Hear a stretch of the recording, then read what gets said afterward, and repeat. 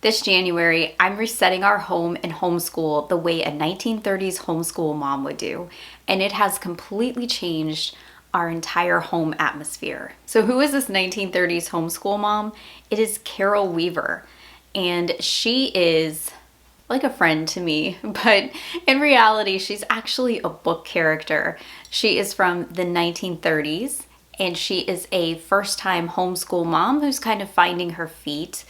And she is a wife and a mother and somebody who just really, truly enjoys her role as a wife and mom, which is something that I really identify with and that I find missing in most Christian literature these days. So today I'm going to take you on kind of a Carol Weaver reset of my entire home.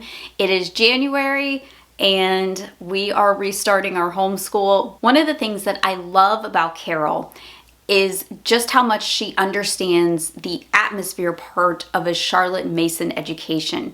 And that really bleeds into the rest of her home. Charlotte Mason said that education is an atmosphere, a discipline, and a life. And Carol lives that out. She knows the tone of the home quietly teaches long before the lessons begin. Carol worked very hard to create a loving home for her husband, Michael, and their children, and I want to reflect that in my own home and life. So one of the things that I did was, I know that just from living up north, wintertime is very easy to kind of get down in the dumps. So instead of taking down my Christmas tree, I did this thing this year where I didn't actually take the whole tree down. I took the ornaments off, I took the ribbons off, but I did not take the lights off. And I want to kind of just leave a little bit of twinkle just a little bit longer. And I know my husband is kind of looking at that tree and kind of looking at me and kind of questioning. He hasn't pushed me to take it down, and I just told him, hey, I really like the twinkle lights. I think it adds a little bit of sparkle at night because it gets dark so early now. So I'm leaving it up and I'll just see how long I like it. I don't know. I might end up taking it down in a week. Who knows? I don't know. But I'm leaving it up to just kind of leave a cozy atmosphere in the living room. Now, one of the things that I really loved about Michael's Gentle Wife was that Michael and Carol do family worship, and that's not something that we see often. And I had never even heard of the term until, I don't know, maybe 5 years ago.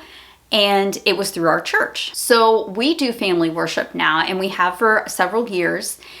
And it was really nice seeing another family do this. Now, if you don't understand what family worship is, it's just where you take a small amount of time each day. Her husband, Michael, leads, just like my husband leads our family in family worship, and we do a devotional, kind of like a study on some part of scripture.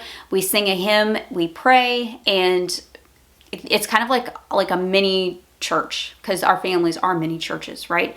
So we have kind of like a mini service each day. To reset family worship this year, right before we started our Advent study, we ended our Generations devotional, which was on the book of Matthew. So now we have to pick another one. And I'm actually going to leave this to my husband because he leads it anyway, but we do have all of these. Now, we finished Genesis, so we're not going to do Genesis.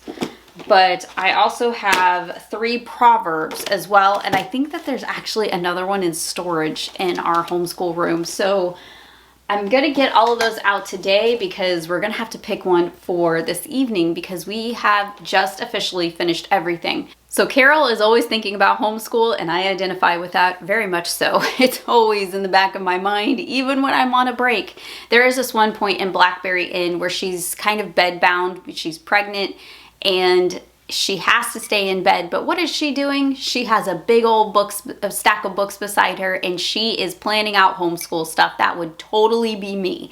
So one of the things I need to do while I'm on Christmas break is redo that shelf, my homeschool shelf. And that is exactly what I did.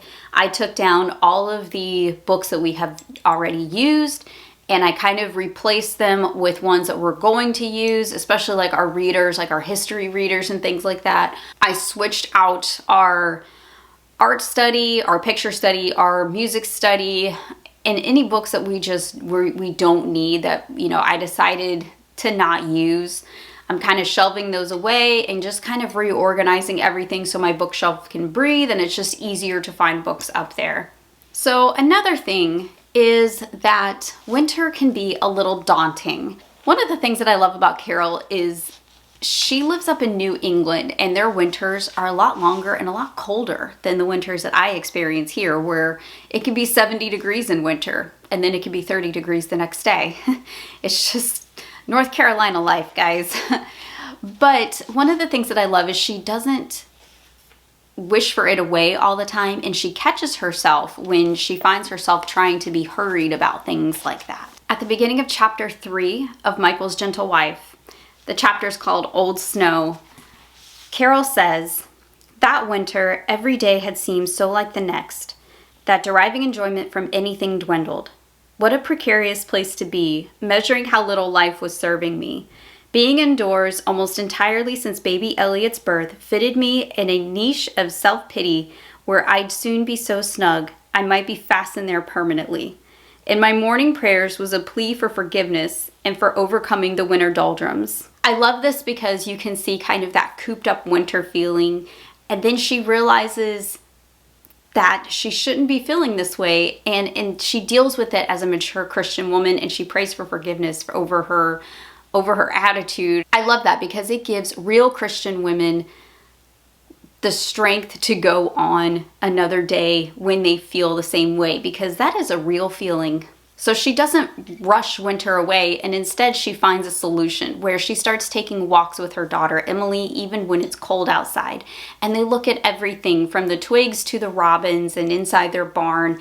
And I love that. I think that's such a great solution to the winter doldrums. So I want to do things to kind of make winter cozy and embrace it in my house as well. I don't want to keep things dark and heavy in my own home. So sometimes I like to replace the lighting, and sometimes I like to do things that will just make my home feel a little bit more cozy, even if that's making, our special meals that we all really enjoy, or celebrating something small in my house. I feel like every little thing needs a celebration. That's just the way that I am. So little things always get celebrated. Even if it's just an A on a big test, we're going to celebrate it and have a special dinner.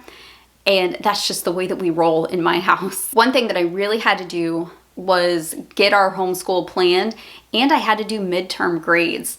But Carol did not waste downtime, and neither will I. I will not waste my downtime. I am going to be productive, I told myself, because Carol is very productive in that way, and I like seeing that because that is typically my attitude. I do not like to waste time, and I really find it hard for me personally to relax if there are things to be done. Like, my brain cannot physically just relax unless I don't have a bunch of things to do. So for me, the best way to relax is to get the things done on my list and then sit down and do the things that I want to do. So I knew I had to get those grades in. I knew the clock was ticking, so we use a cover school. So I decided to just get it done early, and I graded all of our papers, and I got all of that organized, and I sent those in to his cover school, and it is done and over with, and I was able to enjoy the rest of my break knowing that that was done and that we can just start fresh with a brand new semester with our cover school. We only have 2 semesters. We have semester 1 and semester 2, and at the end of semester 1 is usually right around Christmas time, and you have to get those grades in. So this is going to be the second half of the year, and we are right on track, which is a good thing. I'm glad I did that because now I know that we are exactly where we're supposed to be in line with our homeschool year. I'm really glad, like, we made it like exactly where we should be. So we are exactly halfway through. I love that Carol loves to cook, and we see her in the kitchen so much because I actually enjoy cooking, and if cooking was a love language, that would be my love language. But I guess it would be for everybody else. Cooking is just the way that I show you that I love you. If I cook for you, I really like you. Carol makes comforting winter meals, food that nourishes both body and home. So there is a recipe in the back of Blackberry Inn that I would like to try. I haven't got to try it yet, but there is a baked bean recipe, and I have a kid who loves baked beans, so I got everything at the store, and I actually really want to make this one. But I love seeing all of the things that she makes, and I've looked up some of the recipes of things that she has mentioned in the book and made those for my family just because it sounded so good. And I love seeing the way that women in another time period cooked. And I think that wintertime is just that time of year for cozy meals. And I feel like there's nothing better than like a good pot of chili or soup on a really cold day. So this January reset isn't about doing more. It's about returning to simple things that matter the most.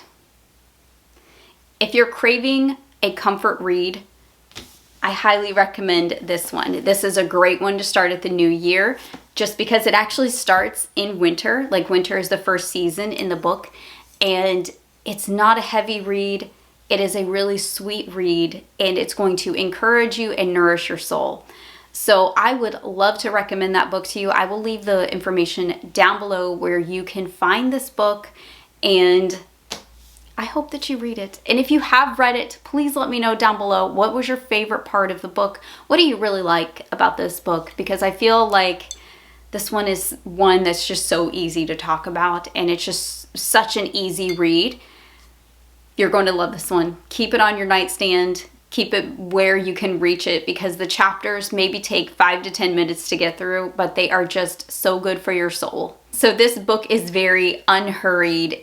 There's no jarring situations or anything like that. This is a true comfort read. This is one of those books that has short chapters, but each chapter there is some kind of meat in there. There's some kind of lesson in there. There's something that you're learning, and it's very edifying for us as Christian women. So it's one of those you want to grab your tea, and while the baby is nursing or napping, this is a great one to just kind of have on your lap just for like a 5-minute bite-sized mini lesson in life, in homeschool, and in motherhood. Thank you guys so much for hanging out with me today, and I will see you in the next video.